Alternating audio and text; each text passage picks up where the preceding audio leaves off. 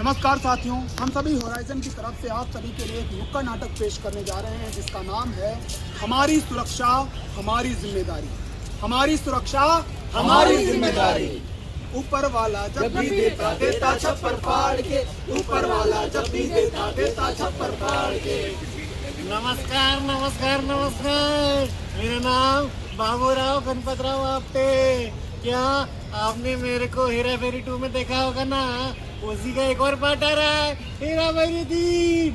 पता है क्या, अभी मैंने सोच लिया है अब मैं भी सलमान खान की माफिक अपना बॉडी बनाएगा। क्या उड़ उड़ दबंग दबंग दबंग। बाबू भैया तो धोती खुल जाएगी, मैं तेरे को बोल रहा हूँ। बाबू भैया, अरे बाबू भैया आज तो आप एकदम मस्त लग रहे हो। बाबू भैया बिल्कुल हीरो के माफिक, एकदम कड़क। अच्छा ये बताओ, ये डंडा किस लिए है बाबू भैया? अरे आजकल बड़ा बुरा बुरा लोग घूमता रहे। कल क्या हुआ, मैं एक मेरे को आंखों में आग डाल के घूरता, मैं भी उसकी आंखों में आग डाल के घूरता। फिर क्या, वो आगे आगे मैं पीछे पीछे, वो आगे आगे मैं पीछे पीछे, वो आगे आगे मैं पीछे पीछे। फिर क्या, ये मैंने डंडा उठाया और वो मर गया। कौन था वो, कौन था? अरे मच्छर था रे बाबा, जोक मारे समझता है तू। बाबू भैया मच्छर से सिर्फ डंडे से मच्छर मरता है, पर असली दुश्मन डंडे से नहीं मरता। असली सुरक्षा है तंदुरुस्ती और तकनीक में। ये सफर है सुहाना, यहाँ कल क्या हो किसने जाना। अरे बाबू भैया कैसे हो? मैं ठीक हूँ। ए राजू, ये कड़क चाय कौन है रे? अरे बाबू भैया मैं हूँ अनुराधा। और मैं सविता। वैसे बाबू भैया ये हाथ में क्या ले रखा है? Self defence. Self defence? Self defence इससे थोड़ी होता है, टेक्निक से शुरू होता है। टेक्निक से क्या टेक्निक? कौन सी टेक्निक? फिजिकल टेक्निक से पहले सेल्फ डिफेंस के गोल्डन रूल याद रखिए बाबू भैया। अपने आप को सबसे पहले कोशिश ये करें कि इसी से कैसे निकालना है। अगर भाग सको तो भाग जाना, अगर नहीं भाग पा रहे हो तो चिल्ला कर लोगों को इकट्ठा करना ही समझदारी होती है बाबू भैया। बिल्कुल सही बात। अगर भागने का रास्ता ना मिले तो हमें कुछ टेक्निक का इस्तेमाल करना चाहिए। आइए मैं आपको टेक्निक दिखाती हूँ। अरे बाबू भैया जरा मेरी कलाई पकड़ना। लाओ। इसे कहते हैं रिस्ट ग्रिपिंग। इसमें अगर कोई आपकी कलाई पकड़ ले तो हमारा दूसरा हाथ तो खाली है ना, उससे इसे जोर से इसकी कलाई को दबाना और घुमा देना। समझ में आया? इसे कहते हैं पहली टेक्निक। और दूसरी technique collar gripping. Anuradha collar पकड़ो। अनुराधा ने मेरा कॉलर पकड़ लिया, मेरे दोनों हाथ फ्री है। इसको ऊपर उठाओ और जोर से कोहनी पर मारो और एक किक दो। ये है दूसरी टेक्निक। अरे वो टेक्निक भूल गया क्या? ए राजू पीछे से आ तो जरा, पकड़ तो। जब भी कोई ऐसे पीछे से पकड़े तो उसके कलाई को पकड़ने का और उसके पैर पे मारने का और अपनी कोहनी से उसके गर्दन पर मारने का और उसकी उंगली को ऐसे घुमा देने का। इसको बोलते हैं बेयर हग। अब आती है चौथी टेक्निक जिसे कहते हैं हेयर ग्रिपिंग। सविता आना। हमारे दोनों हाथ खाली है। यदि हमारे बालों को कोई पकड़ लेता है तो अपने दोनों हाथों से उसकी कलाई को पकड़ने का और जोर से घुमा देने का। और अब आती है पांचवी टेक्निक। बाबू भैया अगर तुम्हें कोई मारना है तो जो उसका कॉलर पकड़ना और जोर से एक किक मारना। इसे कहते हैं आत्मरक्षा।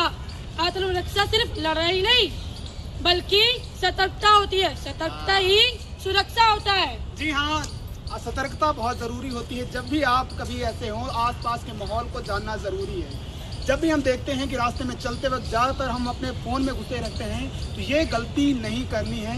और उसके साथ साथ जब भी आपके पास कोई अजनबी हो तो उनसे सुरक्षित और उचित दूरी बनाए रखना जरूरी है। हाँ, और सबसे बड़ी जरूरी बात यह है कि जब भी कोई लड़ाई का संकट आए तो वहाँ से सबसे बड़ा बचाव होता है कि हमें चुपचाप वहाँ से निकल जाना चाहिए।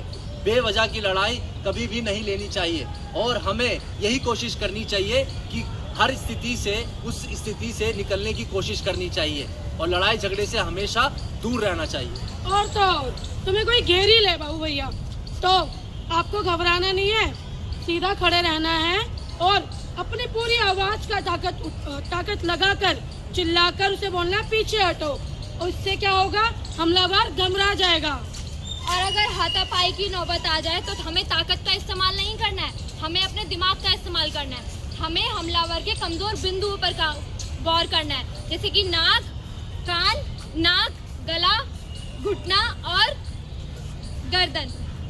लेकिन मेरे पास तो डंडा हमेशा रहता नहीं है, मैं तो कलम और चाबी लेके घूम रहा हूँ, तो फिर मैं क्या करूँ? अरे बाबू भैया, यही मामूली चीजें आपके लिए सुरक्षा का यंत्र बन सकती हैं। जब भी आपके पास चाबी हो तो अपने हाथ में फंसाकर या पेन को हाथ में फंसाकर आप उससे सुरक्षित बच सकते हैं।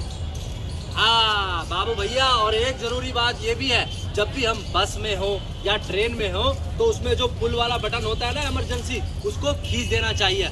और यदि हम टैक्सी में हो या कैब में हो तो उसमें एक इमरजेंसी बटन होता है, और ऐप के अंदर भी एक बटन होता है जिसे हम SOS कहते हैं, और खतरा होने पर उस बटन को तुरंत दबाना चाहिए। और बहुत महत्वपूर्ण जानकारी, अपने फोन में हमेशा पुलिस हेल्पलाइन नंबर 100112 और यदि आप महिला हैं तो विमेन हेल्पलाइन नंबर 1091 जरूर रखें। अरे इतने में तो मैं क्राइम पेट्रोल का पूरा सीजन देख लेता। ए राजू, इधर आ, ये देख तू, ये है विमल, दाने दाने में है केसर कदम। देख इतना दिमाग का भाजी पाला हुआ है तो कहीं से तो विटामिन लेना पड़ेगा ना। लेकिन एक बात बता, रात को तो पूरा खम्बा लगेगा, दिमाग तो बिल्कुल फ्रस्ट्रेट हो गया है ना, बॉडी को भी तो एनर्जी चाहिए। अरे बाबू भैया, केसर का दम नहीं, कैंसर का दम। और ये आप ये क्या खम्बा लगा रखा है, इससे आपको एनर्जी नहीं, आपकी बर्बादी होगी। बिल्कुल सही कहा इसने। बाबू भैया, मुझे समझ नहीं आता, इतना अच्छा मशीन में ये आदमी सब मशीनों का सर्विसिंग करता है हॉरिजॉन वाला, पर ये गुटखा बीड़ी सिगरेट डालकर इस मशीन के इंजन को खराब क्यों कर देता है? बिल्कुल सही बात। अब मुझे एक बात बताइए बाबू भैया, आप इतना कमाते हैं, क्या आप चाहते हैं कि आप उस सारी कमाई को तरक्की की जगह वो अस्पतालों के चक्करों में, बिलों के चक्करों में लगा दें? अरे बाबू भैया, हम होराइजन जैसी भारी मशीनों के बीच में काम करते हैं, जहां हमारी थोड़ी सी मदहोशी एक बड़ी आफत को दावत दे सकती है। और इसके साथ साथ हम सिर्फ अपनी सुरक्षा नहीं, अपने सहकर्मियों की सुरक्षा को भी दांव पर लगा देते हैं। और हम सिर्फ अपनी सुरक्षा नहीं रखते हैं, जब हम सुरक्षित रहते हैं तो ना सिर्फ अपनी बल्कि पूरे परिवार की खुशियों की गारंटी होती है। ए राजू, तू इतना लेक्चर मत दे मेरे को। अब देख, मेरे को सलमान खान जैसा बॉडी बनाने का है तो अब से मैं डेली 10 वड़ा पाव और 5 समोसा खाएगा, तभी जाके बॉडी फिट और मैं एकदम टिच। क्या मस्त जोक मारा बाबू भैया आपने। ये बड़ा पाव खा के आप सलमान खान तो नहीं, लेकिन ढोलकपुर का भीम जरूर बन जाएंगे। अरे बाबू भैया, असली ताकत और शरीर चाहिए तो ये बड़ा पाव खाने से कुछ नहीं होगा। घर की सब्जियां, रोज सुबह टहलना होगा, और हमें इन्हीं सभी चीजों से तो न्यूट्रिशन मिलेगा बाबू भैया। मतलब ये है कि मैं घास फूस खाऊं तभी जाके मैं शेर बन पाऊंगा। ठीक है, अब कल से जो है वड़ा पाव बंद और भाजी पाला चलूं। लेकिन मुझे एक बार बताओ, ये दिमाग का दही जो हो जाता है उसका क्या? घर जाओ तो बीवी की चिक चिक, बच्चों की टिक टिक, उस सब का क्या है? घर जाओ तो बीवी की फरमाइश से, बच्चों के स्कूल की फीस की टेंशन, बाजार जाओ तो कांदे के बढ़ते हुए भाव, दिमाग का तो दही हो ही जाएगा ना। अरे भैया, बाबू भैया, सिर्फ घर पे ही नहीं, काम पे भी तो वही हाल है। काम का टारगेट पूरा करना, शिफ्ट चेंज होना, और तो और सुरक्षा की चिंता। इसके साथ साथ बाबू भैया ऐसा लगता है ना किसी ने 100 किलो का पत्थर हमारे सिर पे रख दिया। बिल्कुल सही कहा रे राजू। ये जो टेंशन होता है ना, आदमी को दीमक की तरह चाटने लग जाता है। ना रात को नींद आता है और ना दिन में चैन। शरीर तो चलता है लेकिन अंदर का सॉफ्टवेयर बिल्कुल हैंग हो जाता है बाबू भैया। और बाबू भैया, वैसे ही खुद को इसे कहते हैं मेंटल हेल्थ। इसे सुरक्षित रखने के लिए जैसे हम अपने जिम जाते हैं शरीर के लिए, उसी तरह अपने मन को शांत रखने के लिए मन की शांति बहुत जरूरी है बाबू भैया। बाबू भैया बिल्कुल। और इन सब से बचने का एक ही तरीका है बाबू भैया, काम के दौरान पर जब भी हमारा सर भारी हो तो हमें लंबी लंबी सांस लेना चाहिए। इसे बोलते हैं ब्रीथिंग एक्सरसाइज। और दूसरी बात, जब आपके मन में कोई बात चुभ रही हो तो उसे दबाकर मत रखो, अपने दोस्तों या साथियों से कह दो, जिससे मन हल्का हो जाएगा बाबू भैया। और इसी के साथ साथ थोड़ा हंसी मजाक भी करते रहना चाहिए। और बाबू भैया सबसे जरूरी बात, जब भी आपको लगे कि टेंशन बढ़ रहा है तो 2 मिनट का ब्रेक लेकर अपनी हॉबीज को टाइम देना चाहिए। इससे हमारा दिमाग भी तंदुरुस्त रहेगा और मन भी शांत रहेगा और काम दुगनी तेजी से होगा। और बाबू भैया, हमारी सबसे बड़ी गलतफहमी तो ये है, जरा सी टेंशन हुई तो खंबा लगा लो, गुटखा खा लो और वो सिगरेट के धुएं को उड़ा दो। जबकि ये कोई नशा कोई समस्या का समाधान नहीं है, ये तो खुद में ही एक बहुत बड़ी समस्या है। बिल्कुल सही बात। नशा आपको हमेशा करने से आप कुछ पलों के लिए सुन्न हो सकते हैं, लेकिन जब वो उतरता है तब समस्याएं और भी ज़्यादा बढ़ सकती हैं। नशा किसी चीज़ का हल नहीं है, वो अपने आप में ही एक समस्या है। तो नशे से दूरी रखना सबसे ज़्यादा जरूरी है। मतलब ये जो मैं चिड़चिड़ा के लोगों के ऊपर चिल्लाने लगता हूँ, ये मेरे सॉफ्टवेयर हैंग होने की वजह से हो रहा है। बिल्कुल बाबू भैया, अब जैसे फोन हैंग हो जाता है, हम उसे रिस्टार्ट करते हैं ना, तो वैसे ही अगर इंसान का दिमाग हैंग हो जाता है तो उसे भी रिस्टार्ट करना होता है। ओह, अब मैं समझा।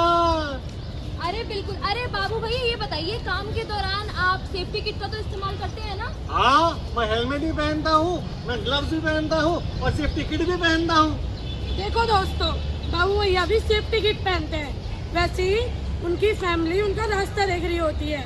वैसे ही आपकी भी जिम्मेदारी बनती है कि आप भी स्वस्थ रहे, सेफ रहे। तो दोस्तों, डंडे से सेल्फ डिफेंस नहीं होता है, सही टेक्निक भी आनी चाहिए। तो सही टेक्निक सीखे और नशे को भी छोड़िए।